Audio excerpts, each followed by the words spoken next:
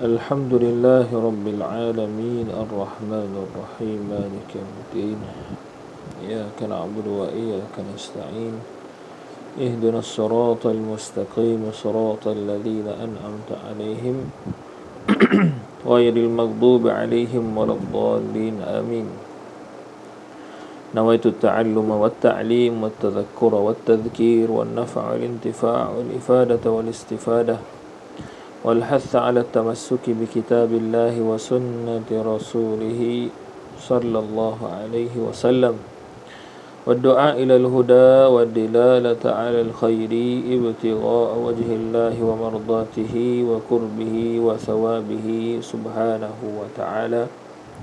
أعوذ بالله من الشيطان الرجيم. بسم الله الرحمن الرحيم. الحمد لله رب العالمين.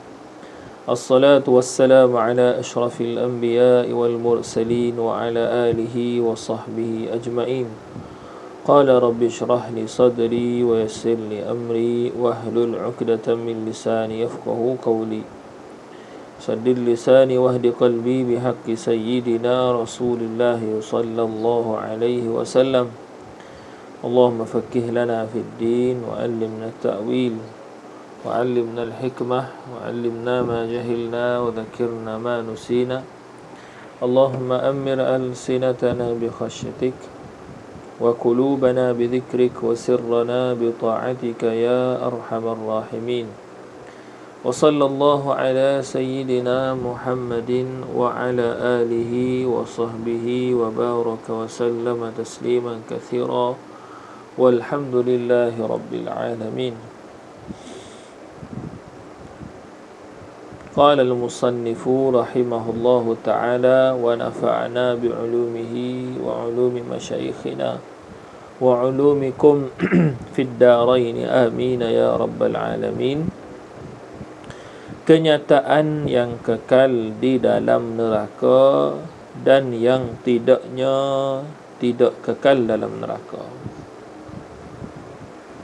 Kata musannif, segala orang-orang yang mati di dalam hal kufur kekal sekaliannya di dalam neraka, tidaklah dapat ditebuskan dengan harta punya dan lainnya, dan tidak ada bagi mereka itu orang yang menolong syafaat sama sekali. Habis itu. Jadi musannif nak bahas pula berkaitan dengan golongan yang kekal di dalam neraka dan golongan yang tidak kekal di dalam neraka. Maka mengaji kita terhadap perkara ni adalah mengaji dengan niat nak melepaskan diri daripada kedua-duanya. Tidaklah kita mengaji untuk niat masuk dalam neraka sama ada dengan cara kekal wal-i'adzubillah ataupun dengan cara tidak kekal wal-i'adzubillah. Mengaji kita dengan niat untuk terlepas, tercabut, bahawa kita tak masuk ke dalam api neraka. Itu niat kita. Maka timbullah soalan orang yang masuk dalam neraka yang penuh dengan azab tu, yang musannif cerita secara ringkas je tu. Neraka itu jika dimasuki, adakah dia akan kekal? Jawab dia tidak. Ada di sana golongan yang kekal, ada golongan yang masuk diazab dengan azab yang pedih juga, cuma tidak kekal. Dan cuma itu bukan cuma yang kita nak, cuma yang kita tak setuju juga. Jadi siapa tu golongan yang kekal dalam neraka? Golongan yang ada kekufuran. Jadi kufur seperti mana maklum dah, kufur atas jalan asli ataupun kufur waliyazubillah atas jalan riddah, kedua-duanya adalah kufur. Kedua-duanya adalah kufur. Dua-dua tu kufur. Sebab tu antara benda yang kita kena ngaji pada akhir zaman ni adalah asbabur riddah. Sebab-sebab yang boleh membawa kepada menjadi murtad. Benda tu, makrifah tu kena ada dalam akal kita, supaya kita tidak jatuh dan tidak buat benda tersebut, dan kita tidak lak orang-orang yang kita kasih buat. Ada kita tak perasan pada cakapan dia, pada perbuatan dia, pada niat dan pada kosak dia, kita tak perasan. Kita tak apa, alhamdulillah lepas dah, tapi orang yang kita kasih, kita tak perasan. Dua-dua tu gapo? Asli ke, riddah ke? Riddah makna murtad lah. Murtad ni sebenarnya kita panggil kepada orang yang bersifat dengan riddah. Riddah ni adalah keadaan dicabut Islam setelah daripada adanya. Dia amrun i'tibari. Boleh? Dia amrun i'tibari. Jadi orang murtad ni sebenarnya kalau dalam lughah kita, fihi tasamuh lah. Dia orang yang bersifat dengan riddah, baru kita panggil murtad. Tu dah. Tu. Jadi di dalam hal kufur, buatlah ta'mim situ, sama ada atas jalan asli ataupun riddah. Wal'iyadhu billah. Makna kata kalau orang tu beranak, dilahirkan dan dikekalkan oleh kerana mutaba'ah mak ayah dia tu dalam keadaan kufur, maka bersifatlah dia dengan kufur. Itu dah. Ataupun orang tu ada dah Islam, duduk dalam cahaya Islam, tapi tidak duduk di atas jalan agama, sehingga dia cabut diri dia daripada Islam, maka jadi kufur juga. Dua golongan ni kekal sekaliannya semua sekali di dalam neraka. Kekal. Maksud kekal ni tak tobik lah. Baik. Lagu mana tu maksud kekal tu? Musannif nak tafsir. Sekira-kira tidaklah dapat ditebuskan dengan harta punya. Tak dapat ditebuskan. Harta yang kita maksud ke sini sama ada harta zahir, hak kita tengok dengan mata ni, ataupun harta maknawi. Harta zahir, hak inilah hak berlaku kepada setengah-setengah saudara-saudara kita yang apa? Yang tidak Islam tapi suka memberi harta-harta dia kepada orang lain. Kita tak panggil infak. Tu dah. Harta dia tu dia suka untuk dia berikan, bahkan dia buat pula pertubuhan, dia buat pula satu kumpulan hipung harta-harta nak bagi kepada apa? Saudara-saudara, hatta kepada saudara-saudara Islam yang susah. Betul dah? Maka ketahuilah harta benda dia yang dia duk usaha pagi petang siang malam, sama ada dengan cara yang di sisi Islamnya halal ataupun tidak, harta benda itu tidak berguna kepada dia di akhirat esok. Tak ada guna. Haba'an manthura. Sebab syarat segala benda tu tadi untuk dia dijadikan sebagai satu, orang panggil kiraan daripada mizanil hasanat adalah Islam. Gitu. Itu dah. Ni cara cakapan kita sesama Muslim lah. Kalau sesama tidak Muslim, kita akan guna ayat-ayat yang supaya menarik dia kepada Islam. Moga dia waktu bidah pitih dia tu. Tak. Kita tunjuklah kita tak kena takut targhib orang tidak Islam. Bapa kita tak kena takut? Pasal kita duduk dalam agama yang yakin dah. Apa kita nak takut? Ada orang lain ni bila jumpa, kalau di Kelantan lah kita panggil tak pek. Ganu tak tahu. Ganu panggil apa? Siapa? Panggil apa? Cina. Panggil Cina gitulah. Tak pek mek. Kita lepas kita panggil gitu. Chong. Nama-nama masyhur tu, nama-nama Cina gitu. Kalau kita tunjuk akhlak yang baik, kalau kita tunjuk ajakan yang betul, insya-Allah dengan kita kata tilikan hidayah tu milik Allah, insya-Allah dia akan terima tu. Betul dah. Jadi kita tak kena takut. Janganlah pula kita tu seolah-olah tak yakin dengan orang kita sendiri. Takut kita tu nak kecek dengan dia bahasa Islam dan sebagainya, dengan alasan menghormati. Tu salah tu. Itu dah. Ha. Habis itu. Cuma nak ceritanya, harta benda lagu mana pun atas jalan zahir ataupun atas jalan maknawi. Atau kalau Kelantan dia ada seperangai orang Cina ni, India jaga-jaga. Kita nak beri zakat zakat kok mana? Itu dah. Tapi kita faham lah niat dia tu. Dia nak beri apa tu? Dia nak beri getah dia, tapi tak boleh panggil zakat. Itu dah. Zakat kok mana nemo? Tu. Baik, dia nak bayar zakat boleh kena apa? Check in dulu. Check in beres, boleh nak bayar zakat. Dia mau nak check in tak? Nak. Dia mau nak masuk list tak? Nak. Sebut dulu la ilaha gitu dia. Tak? Kata musannif dan lainnya boleh, dan selain daripada harta benda. Kasih sayang yang dia berikan, contohnya dia pergi kepada orang-orang susah, dia pergi kepada anak-anak orang yatim, anak-anak yatim. Dia gosok kepala anak yatim ni, besar pahala. Lepas tu dia gosok tu, boleh pahala tak? Boleh pahala tak? Tak ada pahala. Betul tak? Tak ada pahala. Gitu. Jadi tak kira lah amalan dengan cara beri, dengan cara tahan, ikutlah lagu mana amalan tersebut, itu tidak dikira kepada dia. Faham dah? Itu kita kena jelas ni. Dia kata, dan tidak ada kita selagi ciri-ciri kita kelebihan orang Muslim adalah kita boleh dapat syafaat. Sama ada syafaat daripada Rasulullah sallallahu alaihi wasallam, itu syafaat terbesar, ataupun syafaat daripada ibu ayah kita, itu antara syafaat besar juga. Kita buat baik dengan mak ayah kita, kita patuh dia, kita sentiasa doakan dia jika dia sudah tiada, insya-Allah kita tergolong di kalangan orang yang mak ayah kita dapat bagi syafaat kita.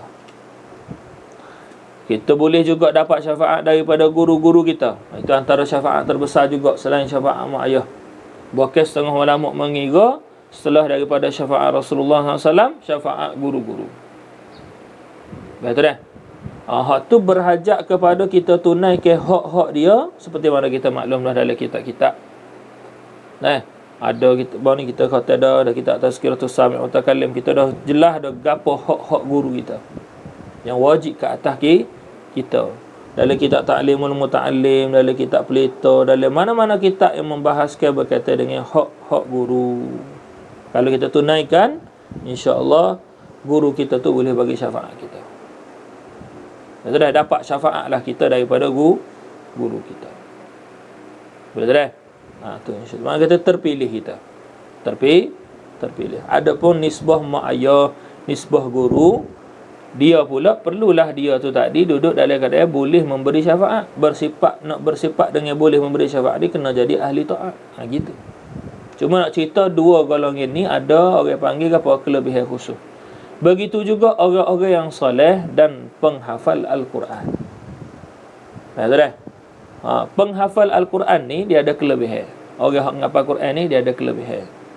Tapi kena faham oleh apa maksud yang penghafal Al-Quran. Yang dimaksudkan dengan penghafal Al-Quran, mana penghafal Quran yang hakiki lah, dengan sekira-kira dia tu tak jadi nuskhatun min nusakhil Quran. Tu maksud penghafal Quran. Bukan hak terima siji. Betul dah. Kalau hak terima siji tu berlambak, beli siji pada nama ni, beli siji Quran tu. Ada masuk siji Quran, mana kita tasmid, harata dapat sana ataupun dapat siji tu kan. Majlis konvo lah kalau kita lah ni di Malaysia. Faham dah? Tu baru boleh jadi pemberi syafaat. Hak guru-guru kita duk sebut, antumlah pemberi syafaat, antumlah gini-gini. Hak tu tasjid. Tasjid kita jangan termakan sehingga kita tu jadi tak ingat Quran. Betul dah? Tu. Semua golongan ni dia dapat bagi syafaat. Begitu juga kepada anak-anak. Setengah ulama kata anak-anak yang soleh boleh bagi syafaat kepada mak ayah dia hatta. Jadi gapo? Kita kata antara hadiah terbesar boleh bagi kepada mak ayah. Bagi syafaat. Bagi syafaat. Syafaat anak soleh ni atas muka bumi tu Tuhan janji dah. Kelebihan pula besar kepada orang-orang yang mengaji. Sebab tu orang mengaji, kalau dia buat balas dengan mak ayah, dia bertentangan dengan tuntutan dia sebagai orang mengaji. Ni ada perangai-perangai setengah orang-orang mengaji. Dengan mak ayah dia buat tak molek, dengan mak ayah dia murih kau, dengan mak ayah dia buat jahat dan tu salah. Faham tu dah? Orang mengaji ni adalah orang yang Allah Ta'ala ada janji khusus, alaqah khusus dia dengan mak ayah dia. Sekira-kira dia tu tiap-tiap langkah, tiap-tiap kelipan, tiap-tiap nafas yang dia guna dalam talabil ilmi, semua kelebihan itu dapat ke mak ayah. Sama ada dengan cara apa dosa, ataupun dengan cara akad martabat, ataupun dengan cara permudah rezeki. Hak penting, ngaji kena cara, yang kedua ikhlas. Tu je. Faham tu dah? Itu golongan yang boleh bagi syafaat. Orang kafir, dia tak ada syafaat. Sama ada di pihak dia, lagi-lagi lah ada. Dia nak bagi syafaat ke apa? Syafaat masuk neraka. Tak ada. Syafaat masuk syurga tak ada. Syafaat ni untuk syurga sahaja. Ataupun di pihak orang yang nak bagi kepada dia, tak boleh bagi. Dah tu dah. Habis itu. Dan dosa orang yang kufur ini dosa yang apa? Tidak boleh diminta, tidak diampuni. Benda tu hak Allah Ta'ala aja. Dah tu dah. Dosa lain kita boleh minta apa? Bahkan dosa lain ada hak kita boleh bayar fidyah dan sebagainya. Tidak kita? Tinggal semaya, kalau orang tua tinggal semaya kita boleh bayar fidyah. Dosa apa? Dosa kufur tidak boleh diminta apa? Mari baru ada orang tanya. Boleh ke tak? Dia kata kita minta apa kepada orang yang kafir, orang kafir. Kekufuran, dosa kekufuran orang. Tak boleh. Minta apa dosa? Dosa kekufur ni adalah dosa yang bainahu wa bainallah. Itu dah bainahu wa bainallah. Wa qad sarraha ba'dul ulama, dia adalah dosa yang tidak akan boleh diampuni dah. Tu. Nak minta apa kan? Tak boleh lah. Habis setakat tu. Jadi kata musannif, dan tidak ada bagi mereka itu orang yang menolong syafaat sama sekali. Tak ada. Jelas tu dah. Tu golongan-golongan yang boleh bagi syafaat, yang tak boleh dapat, tak boleh bagi syafaat, dan tak boleh dapat syafaat. Betul dah? Bis. Firman Allah Ta'ala, innal ladzina kafaru min ahlil kitabi wal musyrikina fi nari jahannam khalidina fiha abada. Maksudnya, sungguhnya, nya bukan dhamir tu, mereka yang kufur mereka itu, siapa tu? Daripada tu bayan kepada mereka itu. Kalau dalam ayat tu, min tu bayan pada allazina lah. Daripada puak-puak yang berpegang kitab-kitab nabi-nabi yang dahulu-dahulu. Makna kata mereka tu tadi, setelah daripada datangnya Nabi Muhammad sallallahu alaihi wasallam, mereka tu tadi tidak terima dan tidak percaya. Boleh tak? Tidak percaya dengan baginda Nabi sallallahu alaihi wasallam, dan berpegang mereka terhadap kitab-kitab nabi-nabi yang terdahulu tu, berpegang akan sebagai berpegang yang salah. Kerana jika dia berpegang dengan pegangan yang betul, nescaya dia akan terima baginda Nabi sallallahu alaihi wasallam. Kita kena faham molek bahawasanya kutubus samawiyah tidak akan bermukhalafah antara satu sama lain. Tu kita kena yakin. Lepas tu apa dalam Bible lah ni gini. Tu maknanya ada ubah tu. Itu dah. Dia tidak akan bermukhalafah. Tu kita kena yakin. Faham sini kalau orang tu tak dia orang yang dia tu duduk atas jalanan yang betul pada kitab-kitab yang sebelum daripada Al-Quran, nescaya dia akan terima Al-Quran, dia akan terima Nabi SAW sebagai Nabi, dan dia akan terima Allah Ta'ala sebagai Tuhan. Boleh? Batu antara zikir hak besar, kita baca tiap-tiap pagi dan tiap-tiap petang, raditu billahi rabba wa bil islami dina wa bi Muhammadin sallallahu alaihi wasallam nabiyyan wa rasulah. Kata ulama, zikir ni kalau kita baca 12 kali sehari ataupun lebih daripada tu, maka dia akan menambah iman. Maksud menambah iman ni maknanya amalan khusus. Kekuatan iman tu dapat ke dia. Memang amalan ni semua menambah iman belaka. Kalau kiranya ni amalan khusus. Amalan khusus. Kita kena baca pada tiap pagi dan tiap-tiap petang. Raditu billahi rabba wa bil Islam. Dan setengah ulama buat benda ni masuk dalam wirid.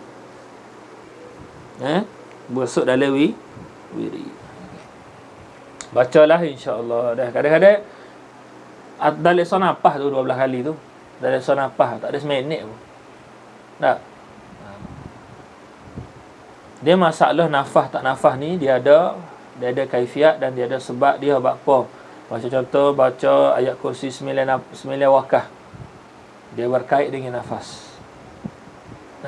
Ayat kursi satu nafas, Al-Fatihah satu nafas. La ilaha illallah berapa? 2 kali atau 4 kali dengan satu nafas. Tu semua ada faedah dia. Contohnya la ilaha illallah, la ilaha illallah. Kita tak lafaz. Tu semua ada faedah lah. Ada faedah. 4 kali la ilaha illallah, la ilaha illallah, la ilaha illallah, la ilaha illallah. Tak lafaz. Kita baca pula. Faham tu? Semua tu ada faedah belaka. Betul kalau orang baca Ratib Al-Haddad masalan.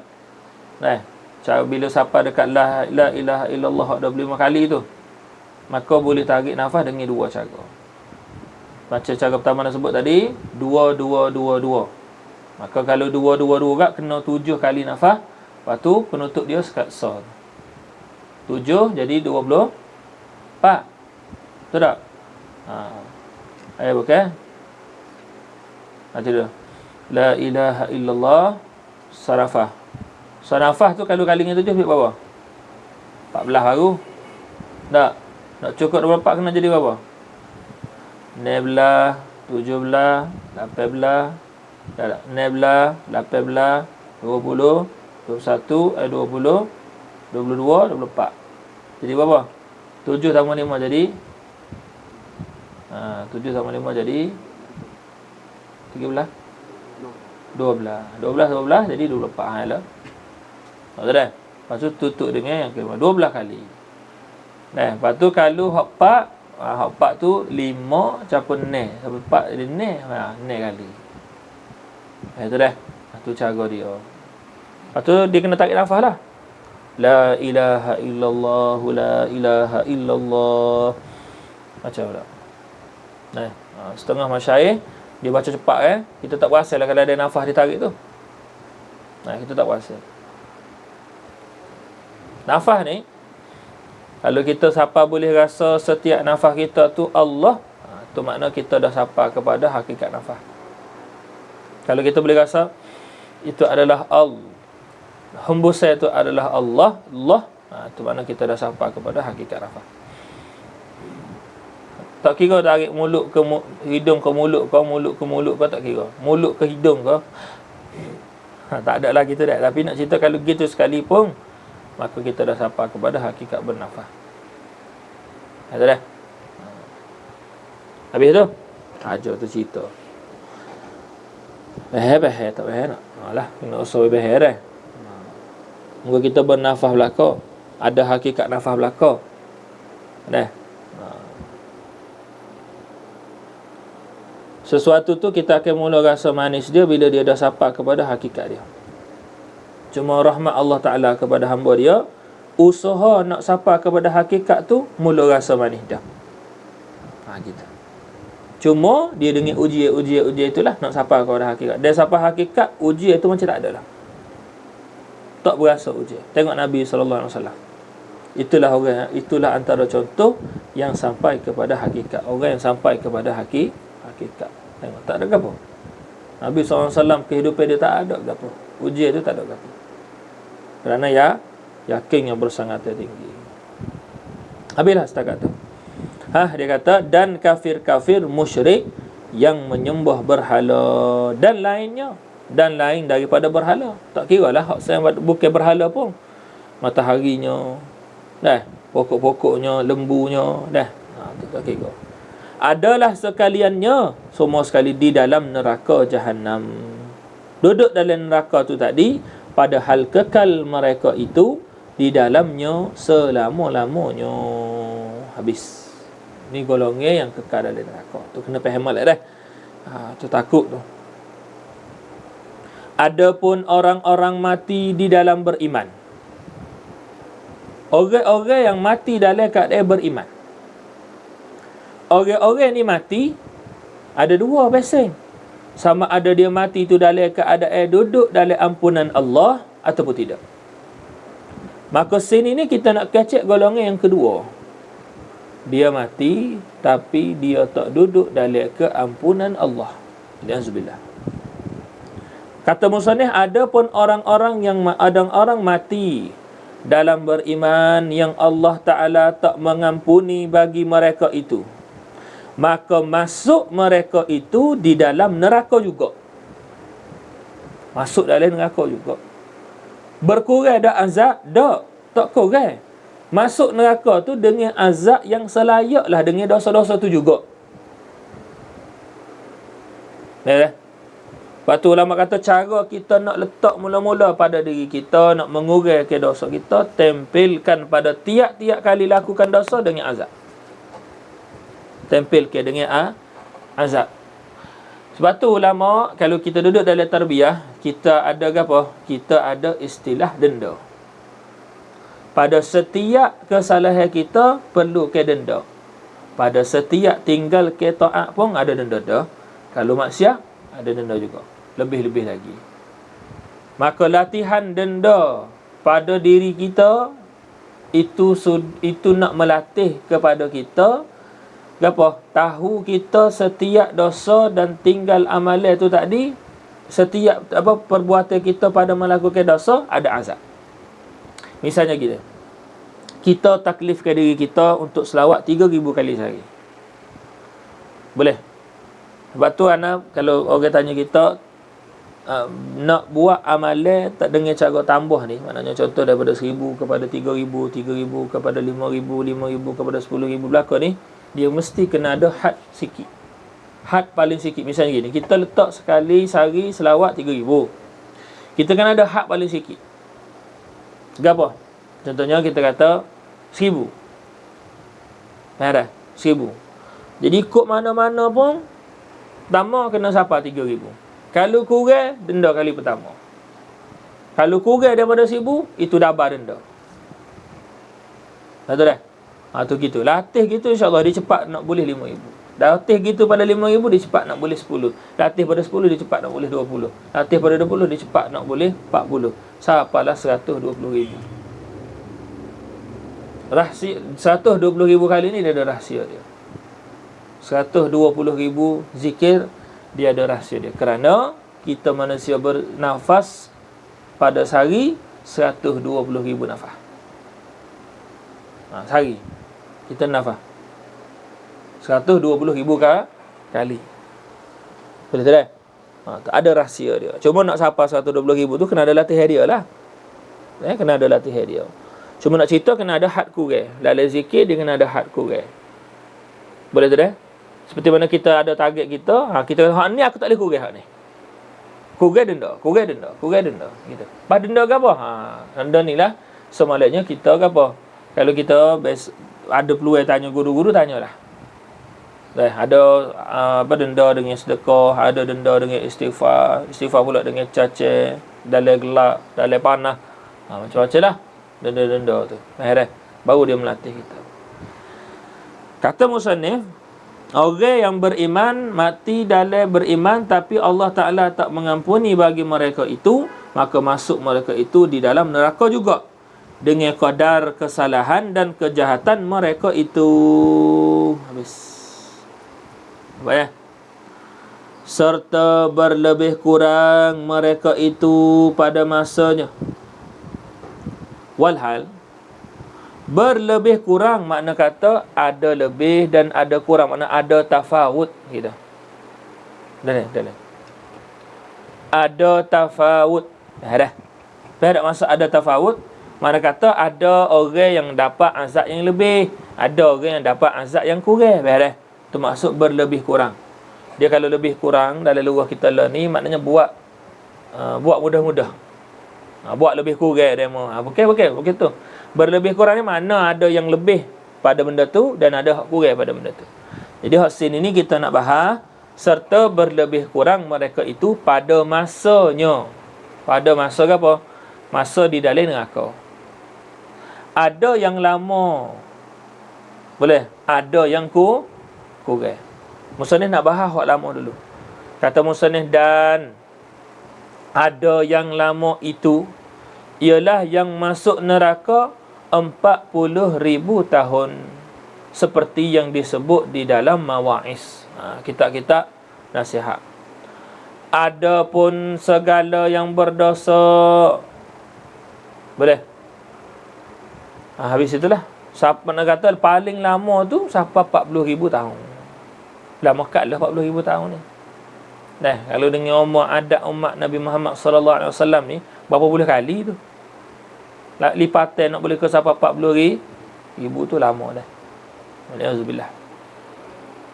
Kata musannif, adapun segala yang berdosa daripada umat Nabi Muhammad sallallahu alaihi wasallam, maka sungguhnya ada beberapa banyak yang menyeru mereka itu di dalam neraka 1000 tahun dengan kata ya Hannan, ya Mannan, ya Qayyum, ya Arhamar Rahimin. Tu. Dia duduk dalam neraka 1000 tahun. Dalam kata menyebut ke ya Hannan, ya Mannan ila akhirih. Duduk dalam neraka. Alhamdulillah. Nah. Maka apabila sampai masa yang Allah Ta'ala peluluskan hukumannya, mana pelepaskan hukumannya, habis dah. Maka menyuruh ia Allah Ta'ala akan Jibril dengan katanya, hai Jibril, hendaklah engkau pergi tilik bagaimanakah hal-hal umat Nabi Muhammad sallallahu alaihi wasallam. Dia umat Muhammad tu nisbah Allah Ta'ala lah berkata-kata. Betul dah? Nah. Di dalam neraka, tengoklah kita tengok. Maka Jibril pun pergilah kepada Malik, padahalnya di atas mimbar di tengah-tengah neraka. Hal keadaan Sayyidina Malik duduk di tengah mimbar. Bos ke? Dia duduk tempat tinggi. Duduk atas mimbar memerhatikan amanah dan suruhan Allah Ta'ala ke atas dia, untuk dia pertugaskan kepada semua malaikat yang lain terhadap ahli-ahli neraka. Betul dah? Malik pun katakan, maka tak kala melihat ia Malik akan Jibril, maka ia pun berdirilah sambut Sayyidina Jibril, kerana Sayyidina Jibril adalah Raisul Malaikah. Di sana ada faedah yang disebut oleh Sayyiduna Al-Imam Jamal dalam hasyiah dia ke atas apa? Ke atas tafsir Jalalain. Tengok dalam hasyiah dia, tak atas tafsir Jalalain pada ayat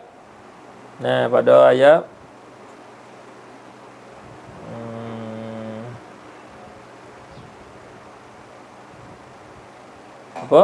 Surah Baqarah tu khalifah tu. Lagi kepala ayat dia. Wa idh qala rabbuka lil malaikati inni ja'ilun fil ardi khalifah. Pada ayat tu. Pada surah daripada atas sampai bawah, dia akan cerita, Sayyidina Jamal akan cerita berkata dengan Sayyidina Jibril. Kita tengok dalam Hasyiatul Jamal. Sedap faedah dan banyak faedah yang disebut oleh Al-Imam Sulaiman Al-Jamal. Kita tengok dah. Habis, maka bangunlah Sayyidina Malik. Maka sambut Sayyidina Malik dengan cara berdiri. Lalu berkata ia Sayyidina Malik, hai Jibril, apakah perkara yang memasuk engkau akan tempat ini? Ini apa benda dan sebab buku ni? Bukan buku. Buk tu bukan. Buku ni mana sebab, perkara. Apakah perkara yang memasukkan engkau di tempat ini? Gapo tu? Apa ni sebab mari wahai Jibril? Maka bertanya Jibril, apakah barang yang engkau buat? Apakah perkara, apakah benda yang engkau buat dengan ini kepadalah luar kita lain kepada segala umat Muhammad sallallahu alaihi wasallam yang dosa ini, yang berdosa. Maka jawab Malik, boleh, amboi, dia kata. Boleh, bukan ambuya tu. Abuya pun bukan tu. Nah, kita soalan ni abuya tu tak ada tu. Nah, amboi tu dia nak ayat. Alulah. Gitulah kalau kita lah nak. Kalau Kelantan kat alulah. Nah. Aduh, gitu. Jahat kelakuan mereka itu. Boleh? Tu. Jahat kelakuan mereka itu, gitu. Dan picik tempat mereka itu. Boleh? Telah menghangus api akan badan-badan mereka itu. Picik mana susah tempat mereka itu. Susah. Boleh tak? Nanya tempat mereka duduk tu. Telah ini ni orang Islam ni, orang mukmin ni, orang mukmin ni. Ni hak duduk kira-kira ni. Menghangus api akan badan-badan mereka itu, dan makan ia mereka itu akan daging-daging mereka itu. Makan ia api, bukan ia mereka tu. Makan ia api akan daging-daging mereka itu. Dan tinggal lagi muka-muka dan hati-hati mereka itu berkilat-kilat nur iman padanya, pada muka dan hati tu. Ini sebab ada iman ni. Maka Jibril minta daripada Malik akan melihat. Minta nak tengok wahai Malik. Maka Malik beri lihatlah. Maka tak kala mereka itu melihat akan Jibril, kenallah mereka itu umat-umat Islam. Hak dimasukkan dalam neraka tu bahawasanya ini malaikah, bukan daripada malaikah azab. Duk biasa dah tengok malaikah azab, dah hanguh dah, habis gugur daging-daging. Duduk dengan malaikatul azab. Bila mari Sayyidina Jibril, tahu kata selalu ni bukan malaikatul azab. Boleh tak? Lalu menanya-nanya mereka itu, siapakah ini hamba? Siapa ni? Tidak pernah datang seorang pun yang terlebih elok daripada ini. Tu. Seperti mana malaikatul Jibril adalah penghulu malaikat, dia juga adalah yang paling elok, yang paling comel daripada malaikat. Itu kena faham. Maka berkata Malik, inilah Jibril mendatang ia akan apa? Ia akan Muhammad sallallahu alaihi wasallam dengan wahyu. Membawa datanglah, kalau kita lalu kita mendatang ia akan Muhammad ini, datanglah ia bertemu kepada Nabi Muhammad sallallahu alaihi wasallam untuk menyampaikan wahyu. Gitu. Inilah malaikat Jibril yang menyampaikan wahyu kepada Nabi Muhammad sallallahu alaihi wasallam. Maka tak kala mendengar mereka itu, umat Nabi Muhammad sallallahu alaihi wasallam yang dimasukkan dalam neraka tu, maka bila dengar nama Nabi Muhammad sallallahu alaihi wasallam, maka apa? Maka apa berlaku? Tu. Maka tak kala mendengar mereka itu akan nama Muhammad. Nama Muhammad mana? Nama Muhammad tu duduk akhir kan? Tadi, dalam ayat tadi. Akan Muhammad. Mana penghujung perkataan Malik tu tadi. Di penghujung perkataan Malik ada nama Muhammad SAW. Lalu berjeritlah mereka itu, serta kirim salam mereka itu kepada Muhammad, kepada Nabi Muhammad sallallahu alaihi wasallam. Dan berpesan mereka itu dengan jahat kelakuan mereka itu. Boleh? Tu. Lepas tu malaikat apa? Ahli neraka tu kata sungguhnya Muhammad telah lupa ia Muhammad akan kami. Ni. Kecek dengan tak khabar tu. Kecek dengan sakit. Kena azab. Nabi Muhammad lupa dah kau kami. Betul. Dan meninggal akan kami di dalam neraka. Boleh? Tinggalkan kami di dalam neraka. Walhal dia masuk neraka tu tadi dengan kerana kesalahan dia. Bukan kerana lupanya Nabi Muhammad sallallahu alaihi wasallam kepada apa? Kepada dia. Tidak. Nabi Muhammad SAW tak pernah lupa kaki kita semua. Tak pernah. Walaupun satulah lahzah. Tak pernah lupakan kita. Kita yang hak lupakan Nabi Muhammad SAW. Itu hak sungguhnya. Nabi Muhammad tidak akan pernah lupa dia kepada kita, dan dia akan sentiasa bertambah kasih. Sebab tu kita kena ingat serati kepada Nabi Muhammad SAW. Kena ingat serati. Tak kira lah kita nak sebut zikra ke, kita nak sebut maulid ke, kita nak sebut gapo ke, itu suka. Hak penting bila kita tengok bila kita gapo kita kena buat, kita kena ingat sama Nabi Muhammad SAW. Boleh? Dan kita bila tengok orang ingat Nabi Muhammad SAW, kita kena syukur. Kita kena rasa gembira. Orang itu telah mengingati Nabi Muhammad SAW. Itu dah. Walaupun nama hak dia sebut tu, cara dia ingat tu tak sama dengan kita. Kita, nak contoh nama maulid, kita tengok orang buat nama zikra, kita tak kena marah. Dia tengah ingat ke Nabi Muhammad SAW, kita kena syukur. Itu dah.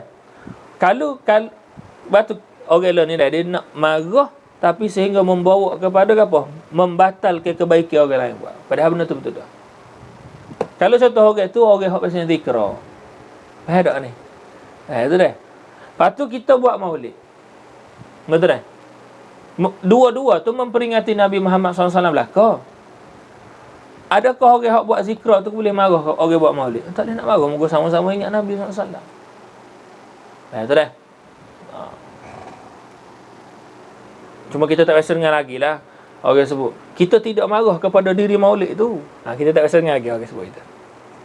Kita marah kepada benda yang berlaku, tak rasa dengar. Kalau dia sebut gitu, khalas. Tahu dah? Sesah. Duduk gege-gege tu. Maknanya maulid boleh buat ah. Sesah masalah. Tahu dah?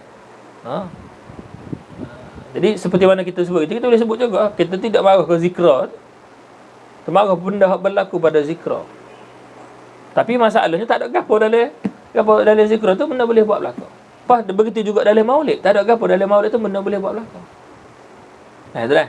Kalau kita buat dengan cara hak ulama atudah tu, betul dah tu. Itu dah. Nabi SAW ajar dah. Ulama-ulama ajarlah ke dah. Habis takat tu.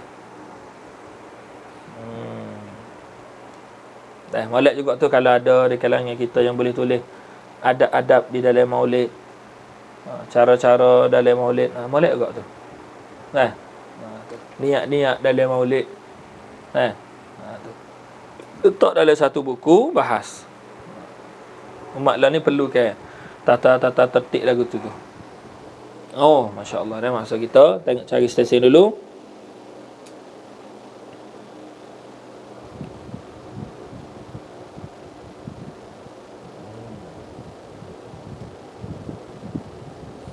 Maka dia kata, dan berpesan mereka itu dengan jahat kelakuan mereka itu.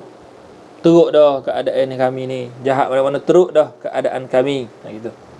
Sungguhnya Muhammad telah lupa ia akan kami dan meninggal akan kami. Di dalam neraka, tinggal kami dalam neraka. Maka Jibril pun pergilah di tempat munajat akan Allah Ta'ala. Lalu berkata Allah Ta'ala, betapakah engkau melihat akan umat Muhammad alaihi salam, padahal ia telah mengetahui dengan halnya. Lagu mana kamu tengok, wahai Jibril? Tanya dalam keadaan Allah Ta'ala mengetahui dah keadaan tu. Betul dah? Moga dia yang cipta. Lagu mana dia tak tahu? Betul dah? Setiap benda yang berlaku tu menunjukkan kepada duduklah dia dalam ilmu Allah Ta'ala dah. Sipah situ. Kaedah mudah. Kalau benda tu berlaku, maknanya benda tu duduk dalam ilmu Allah Ta'ala dah. Sebab setiap benda yang Allah Ta'ala buat dengan kudratnya, maka benda tu Allah Ta'ala tentukan dengan iradahnya. Setiap benda yang ditentukan dengan iradahnya, maka itulah yang Allah Ta'ala tahu dengan ilmunya. Sipir mudah.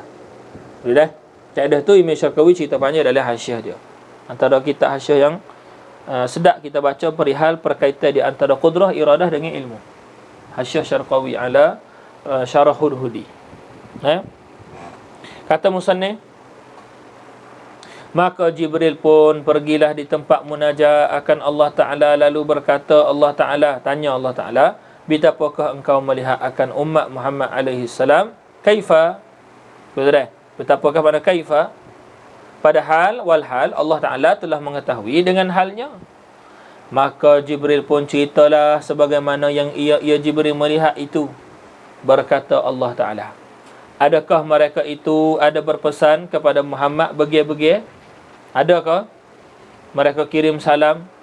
Mereka cerita kepada Nabi Muhammad, teruk dah keadaan kami? Adakah gitu? Berkata Jibril, ya, ya. Macam Malik tu, ya, ya. Apa penting orang kata ni tak? Kalau kita cakap, ya, ya, ya. Ya, ya. Ada kirim salam kepadanya, kepada Nabi Muhammad SAW, dan berpesan bagian-bagian. Maka Allah Ta'ala pun suruh Jibril pergi sama Muhammad alaihi salam. Yang ini pergi kepada Muhammad sallallahu Nabi Muhammad sallallahu alaihi wasallam. Maka Jibril pun pergilah kepadanya, kepada Nabi Muhammad sallallahu alaihi wasallam, dengan hal menangis pada hal Muhammad alaihi salam di dalam syurga, di bawah pohon tuba, di dalam khaymah daripada permata-permata yang putih, dan baginya 4,000 pintu. Sayyidina Jibril pergi dalam keadaan menangis. Maka lalu menanya Nabi Muhammad sallallahu alaihi wasallam, wahai Jibril, apakah yang dipertangis akan dikau, hai saudaraku Jibril? Bapa ni wahai Jibril?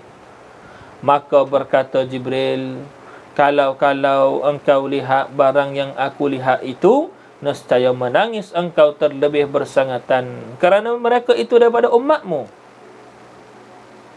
Tidak kita? Mereka tu daripada umatmu, wahai Muhammad. Maka kamu akan menangisi lebih daripada itu kata rahmat Nabi SAW ni besar kepada kita. Besar kepada kita. Sebab tu Sayyidina Jibril sebut benda ni. Sebab Sayyidina Jibril tahu bahawa Sayyidina Nabi Muhammad SAW mempunyai rahmat yang menghabisi kepada umat dia. Faham dah? Lalu ia pun ceritalah yang tersebut itu kepada Nabi Muhammad SAW. Nak tambah Nabi tu dah. Tambah tu makna bukan tambah daripada musannif tu. Tu orang panggil sebagai penghormatan kepada Nabi Muhammad SAW. Pada tempat kita boleh tambah lah. Serta rayak tu, rayak salam. Ruyak tu makna memberitahu. Ruyak bukan ru'yah tu. Jangan tak baca kat C. Kalau tak boleh baca, tulislah R-O-Y-A-K. Rayak. Ataupun G-H-O. Ra. Dia ra cara baca dia. Rayak. G-H-O-Y-A-K. Rayak. Dan serta rayak salam. Rayak yang mana? Pesan tu dah. Lepas pada tu dah. Dan pesanan bagian-bagian itu ahli neraka sampaikan kepada Jibril tadi. Royaklah kepada Nabi Muhammad SAW. Kemudian berkata Jibril, aku mendengar jerikan lah. Jerit ni makna jerikan, tepikan, dan teriak mereka itu, padahal mereka itu berkata, ya Muhammad. Tu ini orang panggil apa? Keadaan mengadu. Dia kata, hai Muhammad. Maka lalu Nabi Muhammad sallallahu alaihi wasallam menjawablah dengan katanya, labbaikum ya ummati. Aku datang kepada kamu. Labbaik Allahumma labbaik. Aku menuju kepada kamu ya Allah. Tidak gitu ya? Labbaikum ya ummati. Aku tuju kepada kamu wahai umatku. Lalu ia pun berdiri padahal menangis ia. Lalu datang ia di tepi arash dan segala anbiya yang lain-lainnya di belakangnya. Lalu tersujud ia Nabi Muhammad sallallahu alaihi wasallam. Maka memuji ia akan Tuhannya, mana sebut alhamdulillahi rabbil alamin, sebagai memuji yang tak pernah memuji siapa-siapa pun seumpama Nabi Muhammad sallallahu alaihi wasallam. Sebutkan tu. Maka berkata Allah Ta'ala, hai Muhammad, angkatlah kepala engkau dan mintalah engkau, nescaya diberikan di kau, dan mintalah syafaat engkau, nescaya dibenarkan di kau syafaat. Kata dah, mintalah wahai Muhammad. Maka Nabi Muhammad sallallahu alaihi wasallam pun merayu hal keadaan kelakuan. Merayu hal lah. Baik tak merayu hal lah. Ini merayu keadaan dan kelakuan umat dia begitu-begitu. Ya Allah, ada dalam neraka di kalangan umatku gini-gini, ya Allah, minta tolong ya Allah. Betul dah? Kita berapa kali minta Allah Ta'ala angkat darjat Nabi Muhammad SAW? Tu. Kita berapa kali dah? Betul dah? Kita berapa kali selawat ke Nabi Muhammad SAW? Kita berapa kali ingat ke dia? Kita berapa kali sedekah dengan niat untuk dia dan sebagainya? Jauh kita. Betul dah? Jauh kita. Berapa kali kita dalam tiap hari kita tu selawat ataupun zikir khusus untuk tambah kasih kita kepada Nabi Muhammad SAW. Tu. Kurang kita tu. Mengaku ataupun tak mengaku, gitulah. Kurang. Tu dah. Kurang. Kalau kita tahu, 1000 dah ustaz, 1000 ni sebuah orang mengasihi. Adakah banyak? La syai'. Ni sebuah orang yang mengasihi sebab dia tahu orang yang mengasihikan balasan dia daripada Nabi Muhammad SAW terlebih pada tu. Tu dah. Kita tak cerita kalau kita sama-sama. Tu dah. Habis itu. Maka Tuhan pun benarlah syafaat. Maka Tuhan pun benarlah bersyafaat pada mereka itu. Berilah syafaat kamu wahai Muhammad SAW. Allah Ta'ala kata. Maka Nabi alaihi-salam pun datanglah bersama-sama segala anbiya supaya mengeluar ia akan mereka itu yang berkata ia la ilaha illallah Muhammadun Rasulullah. Tu orang ada iman dalam hati dia. Maka pergilah Nabi alaihi-salam kepada Jahannam. Maka tak kala menilai oleh Malik kepada Nabi Muhammad sallallahu alaihi wasallam, berdirilah ia Malik, membesarkan dia Nabi Muhammad sallallahu alaihi wasallam dan menyebutkan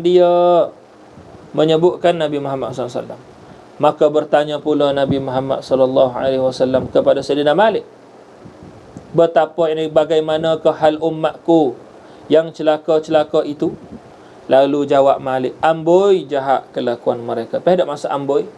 Amboi ni kalau luar kita lain. Amboi ni maknanya ta'ajub. Ta'ajub dengan mana? Alulah, gitu. Adulah, teruk wahai Muhammad, teruk. Kata dah. Dia kata, dan piciklah tempat mereka itu, mana susahlah tempat mereka itu. Maka Nabi alaihi-salam, Nabi Muhammad kita sallallahu alaihi wasallam pun menyuruh buka pintu. Wahai Malik, tolong buka pintu. Aku nak tengok umatku. Maka tak kala menilik oleh Nabi Muhammad sallallahu alaihi wasallam ahli neraka. Maka tak kala menilik ahli neraka ini oleh ahli neraka kepada Nabi Muhammad sallallahu alaihi wasallam. Bila ahli neraka nampak je Nabi Muhammad sallallahu alaihi wasallam, berjeritlah mereka itu semua. Mereka itu. Dan berkata mereka itu, hai Muhammad. Hai Muhammad, sesungguhnya telah menghangus api akan kulit-kulit dan daging, dan engkau meninggalkan kami dan lupa akan kami, padahal kami duduk dalam neraka. Keadaan ahli neraka. Betul dah?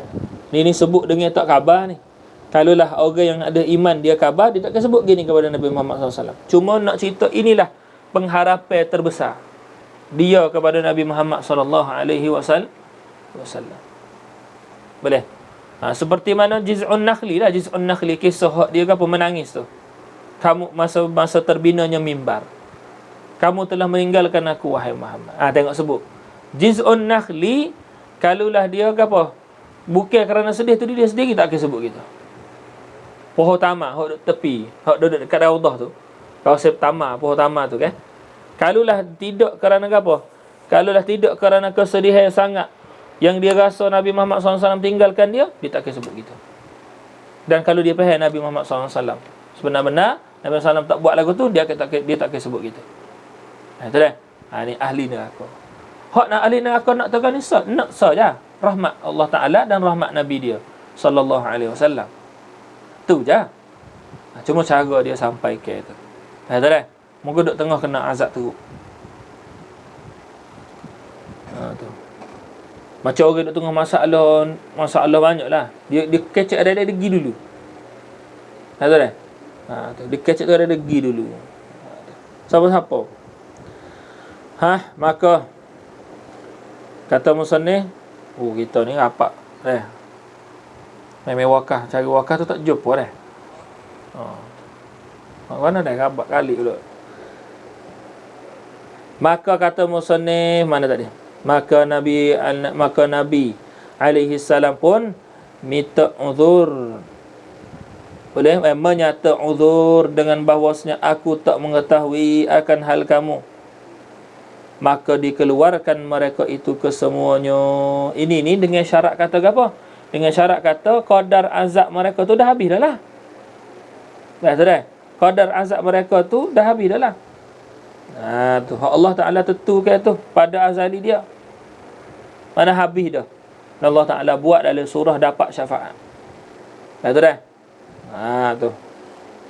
Kerana syafaat Nabi Muhammad SAW tidak bertentangan dengan ketentuan Allah. Tu kena faham. Maknanya Allah Ta'ala tentu dah tu syafaat Nabi SAW berlaku di situ. Dah? Kalau kita tanya, Ustaz, adakah syafaat Nabi SAW boleh melawani ketentuan Allah Ta'ala? Tak boleh.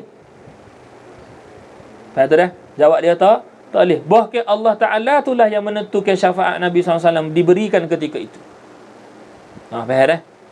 Jadi tak ada surah melawani. Betul dah? Tu kena faham molek tu. Orang lain kena ada dah. Maka keluarlah mereka itu daripadanya. Bukan. Sungai dulu. Padahal sungguhnya telah jadi aram hitam lah. Hitam belengit. Hitam belengit. Sa'afik ada hitam belengit. Hitam lega. Hitam ngerti. Aram. Hacur bu lah. Are. Maka Nabi SAW pun bawa pergi mereka itu kepada sungai Hayah. Sungai Hayah namanya sungai kehidupan. Maka mandilah mereka itu di dalamnya. Maka keluarlah, ini setelah mandi, keluarlah mereka itu daripada sungai itu tadi. Padahal muda-muda mereka itu, muka-muka mereka itu muda-muda mereka itu kaman situ. Muka-muka mereka itu seperti bulan penuh purnama. Tetapi ditulis di dalam pada dahi-dahi mereka itu, ini orang ialah pemerdekaan Allah daripada neraka. Gitu. Ada cok juga.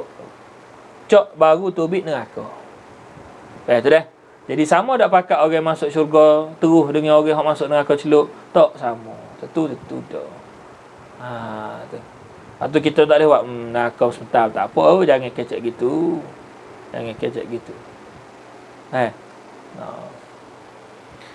Habis bagai second ni tak sama dengan bagai hak mula-mula kita guna. Kalau orang tanya sebut bagai tangan kedua, tak sama dengan orang bagai tangan pertama. Dia panggil gitu. Tangan kedua second hand lah. Bagai orang guna dah. Bagai celuk neraka dah. Tu tak sih kita tak sih duduk situ. Allah Ta'ala jagalah kita dah. Sikit lagi. Maka keluarlah mereka itu daripadanya, padahal muda-muda mereka itu, muka-muka mereka itu seperti bulan penuh purnama. Tetapi tertulis pada dahi-dahi mereka itu, ini orang ialah pemerdekaan Allah Ta'ala daripada neraka. Maka masuklah mereka itu akan syurga. Boleh? Maka diharu gitu padanya, maka mereka itu berdoalah kepada Allah Ta'ala bahawa menghapus ia daripada mereka itu.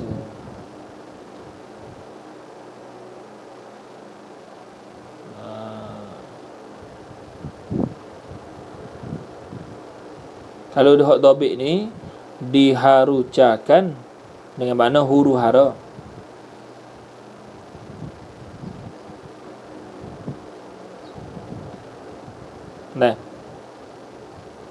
Cara baca dia digucakan, dikucar-kacirkan mereka itu padanya. Dikucar-kacir, digucakan, diherucakan. Tu dah. Dia macam mana gucar, apa nak gucar? Dikucar kacirkan, geger lah dalam neraka. Tiba-tiba ada cok bekas ahli neraka. Geger lah dalam syurga. Sebab ada cok ahli neraka di dalam syurga. Maka mereka itu pun berdoalah kepada Allah Ta'ala bahawa menghapus ia Allah Ta'ala daripada mereka itu. Akan demikian itu tanda, demikian itu tulisan. Maka Allah Ta'ala pun menghapuslah.